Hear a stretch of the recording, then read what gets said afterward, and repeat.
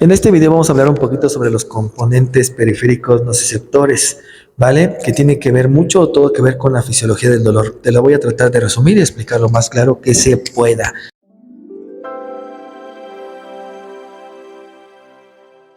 Bueno, para empezar tenemos que hablar sobre una neurona. La neurona recuerda que tiene su soma, su cuerpo, sus dendritas, su axón.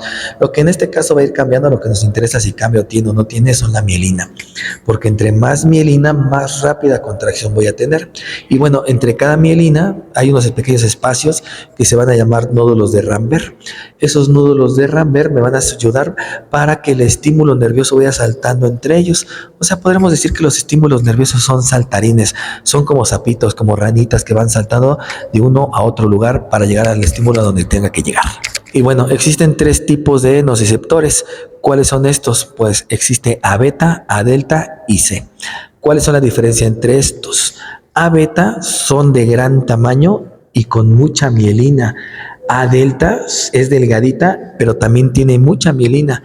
Y C son delgadas y con poca mielina. Esto representa que C, pues, podríamos decir que es de traslado lento porque tiene poca mielina. Y las otras son de traslado rápido y ayudan a cuestiones nocivas. Vamos a poner un ejemplo para explicar un poquito más sobre la fisiología del dolor.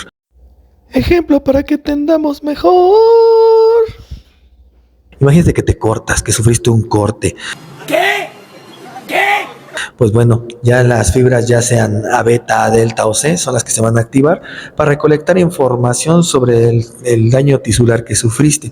Ese daño tisular va a liberar ciertas sustancias, como cuáles, como potasio, protrasclandina, bradicinina, las cuales van a generar un cambio en el pH.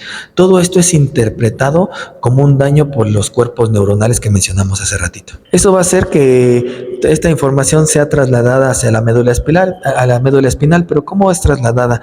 A través de una vía aferente llamada alfa, ¿vale? Esa vía aferente alfa va a llegar a la médula espinal, a las astas posteriores. ¿Por qué las astas posteriores? Porque la asta posterior son sensitivas y las astas anteriores son motoras. Entonces va a llegar al asta posterior como es sensitiva. Si explicamos un poquito mejor, podríamos mencionar que cuando se pasa de una vía periférica, o sea, donde recibiste el golpe, a lo central, o sea, a la médula, se tiene que hacer un cambio de posición de vías, donde la señal se pasa de un segundo relieve y después se manda arriba al sistema nervioso central. ¿Pero esto cómo pasa? Pues bueno, primero repito, tiene que llegar esa vía aferente alfa a una asta posterior sensitiva, de ahí tiene que hacer un cruce de vía hacia una asta anterior motora. Una vez que está en la vía anterior motora, va a agarrar una vía ascendente. Esa vía ascendente se llama espinotalámica, que como el nombre lo dice, sale de la espina y llega al tálamo. ¿Por qué tiene que llegar al tálamo? Porque el tálamo es un centro de información complejo, es el principal integrador de la información. Entonces, una vez que llega de la espina al tálamo, va a interpretar la información que es recibida. Y bueno, habíamos mencionado que va a haber una vía ascendente llamada espinotalámica, la cual llega al tálamo, la cual va a interpretar la información. Y el tálamo lo que va a hacer es desprender haces neuronales. ¿Hacia dónde? A la corteza cerebral. Por cierto, no suelta solo unas haces neuronales, suelta muchos haces neuronales hacia la corteza cerebral. Y pues bueno, ¿hacia dónde va? Pues dependiendo de dónde fue el corte o el daño en este ejemplo, ahí es donde se van a dirigir los haces neuronales, dependiendo de dónde esté el trancazo, ahí va la dirección. Pero siempre van a la corteza cerebral. Ese es el chiste. Y bueno, una vez que el tálamo interpretó la información, dijo que ese es un dolor nocivo, que te hace daño, crea las haces neuronales que de ahí van a la corteza cerebral, pues bueno, la corteza hace un estímulo a la médula espinal de vuelta, ya sea de una señal motora o para inhibir el dolor. Por ejemplo, si dice esto no es dañino, ahí corta la señal, pero en este caso, pues como te cortaste, pues iba a mandar una señal de vuelta hacia la médula espinal para que te puedas mover y quitar o no sé, reaccionar.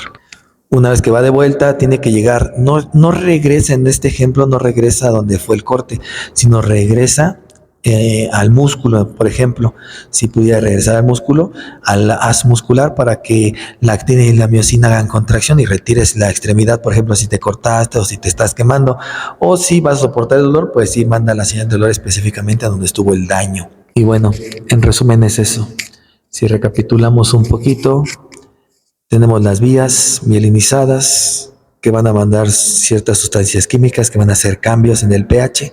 Ese pH va a provocar que se active una vía aferente, la cual va a mandar una señal al asta posterior que es sensitiva, va a hacer un cambio de señal, un cambio de vías hacia una vía motora de un asta anterior, la cual va a tomar una vía ascendente que se llama espinotalámica, el cual va a llegar al tálamo. El tálamo es el que va a interpretar la señal y esa señal va a ser interpretada para crear muchos haces neuronales que se van a dirigir a la corteza cerebral. La corteza cerebral va a mandar un estímulo de vuelta a la médula espinal para que de ahí la mande ya sea al músculo a donde le dolió, ya sea para retirada o para producir dolor. Y si es al músculo, va a llegar al uso muscular para que haga unos puentes cruzados en actina y miocina o retirar y empezar con el dolor. Espero haberme explicado, espero no haberlos confundido. Y si quieren que lo expliquemos mucho más a fondo, díganme para hacer otro video más específico.